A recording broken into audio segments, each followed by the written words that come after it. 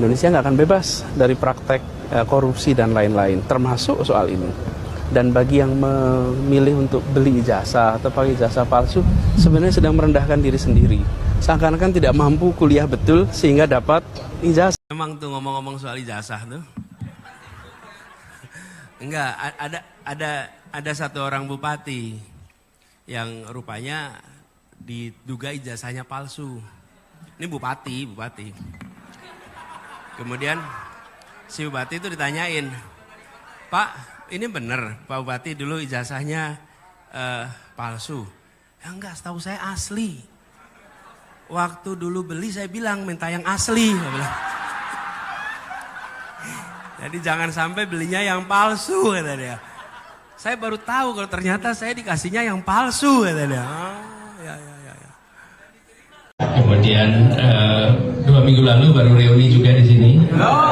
Jadi yang reuni memang yang asli-asli aja, Mas. Tadinya tampak benar menjadi tidak benar.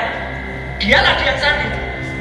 Kami tidak pernah mengubah apapun bentuk ijazah ini. Kalau kami lakukan penelitian dengan ELA, dengan luminant gradients, yang nanti juga akan sampai oleh Dr. Rizwan, itu adalah ilmiah, bukan kami mengedit. Kapolda Metro Jaya bilang keputusan ini ilmiah dan terukur. Ada 130 saksi, 22 ahli, dan 723 barang bukti. Angka yang terdengar begitu keren, tapi kata mantan Bareskrim Susno Dwaji, itu belum tentu berarti kuat secara hukum. Kata beliau, bukan cuma saksi yang menentukan kebenaran, tapi bukti yang sahih. Mestinya itu bukanlah menjadi menjadi patokan, yaitu menentukan bahwa suatu perkara itu cukup bukti atau tidak. Bukan ditentukan oleh banyaknya ahli yang diperiksa, bukan ditentukan oleh banyaknya saksi yang diperiksa. Nah, kemudian kita tidak mendengar juga pengumuman dari Polda Metro Jaya apakah objek yang dipersoalkan, yaitu ijazahnya Pak Jokowi, itu sah atau tidak, atau asli atau tidak. Itu tidak kita dengar gitu. Karena kalau saya berpandangan ya bahwa karena objek daripada perkara ini adalah ijazah gitu. Untuk dapat menentukan apakah mereka yang tergolong dalam sekian klaster menjadi tersangka itu terbukti melakukan pelanggaran Undang-Undang ITE, itu harus dibuktikan dulu objek yang dipersoalkan. Dan sampai hari ini, objek utama kasus ini yaitu ijazah Jokowi sama sekali belum pernah diperlihatkan di muka persidangan. Lucunya, masyarakat diminta percaya bahwa ijazah itu asli, karena kata mereka, UGM pun sudah bilang begitu. Tapi bukti fisiknya, ya entah di mana.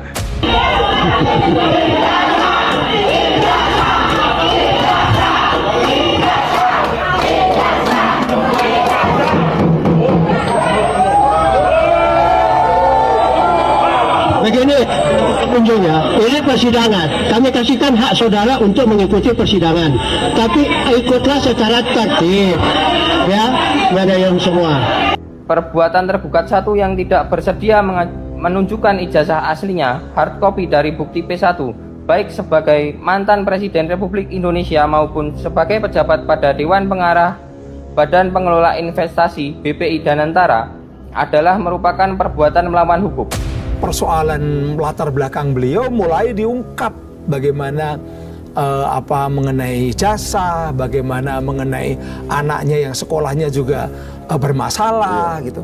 Kalau saya sebagai Pak Jokowi, saya alumni UGM sama dengan beliau 2 tahun setelah beliau, kalau ditanya mana ijazahmu, ya kita bangga lah. Dulu itu kalau namanya kuliah di Gajah Mada itu bangga sekali. Iya. Saya tuh sangat bangga dulu kuliah di Gajah Mada itu. Jadi kalau ada orang aneh nggak mau nunjukin itu kan, ya akhirnya kami mulai hesitate juga, ragu-ragu juga. Di sini, seolah-olah publik cuma dapat kata-kata, padahal hukum itu bukan soal siapa yang bicara, tapi siapa yang bisa membuktikan.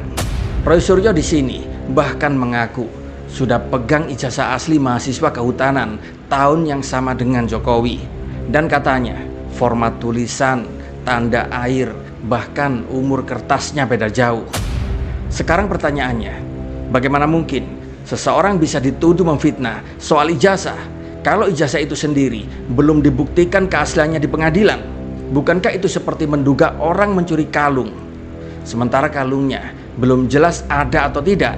Tapi ya begitulah di negeri ini, hukum kadang lebih sibuk menatap wajah kekuasaan daripada menatap wajah kebenaran. Dan masih kata Pak Susno Doaji, ini sebenarnya bukan ranah polisi, ijazah itu produk administrasi. Halo teman-teman, berjumpa bersama saya di Politik Dangi. Ya, ini menarik teman-teman ya, bagaimana ijazah Pak Jokowi ini masih sangat viral, masih sangat panas untuk dibahas ya. Kenapa? Karena hari demi hari selalu ada aja gebrakan-gebrakan dan informasinya teman-teman. Ya, setelah Roy Suryo menjadi tersangka, ya ini ramai sekali juga ya.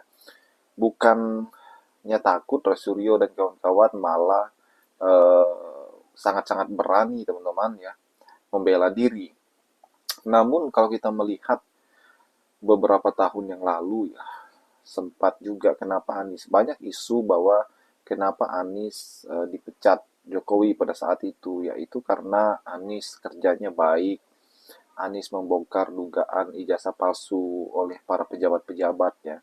Dan Anies menyindir hal tersebut teman-teman. Dan ini luar biasa ya. Kenapa? Karena integritas Anies Baswedan ya, ia tidak mengkompromi dengan hal-hal yang seperti itu ya. Kenapa? Karena Anies ingin bekerja dengan jujur, dengan baik teman-teman. Keberhasilan Anies yang menjadi menteri pendidikan juga itu tidak terlepas dari kinerjanya yang sangat baik, yang sangat militan, yang sangat luar biasa teman-teman. Sehingga Anies akhirnya dipecat juga ya. Dan pemecatannya itu pun Anies selalu mengatakan bahwa ia tidak tahu kenapa ya, kesalahannya apa, target yang tidak tercapai apa. Jadi Anies itu korban politik sebenarnya ya, korban politik yang benar-benar membuat dia harus tersingkir.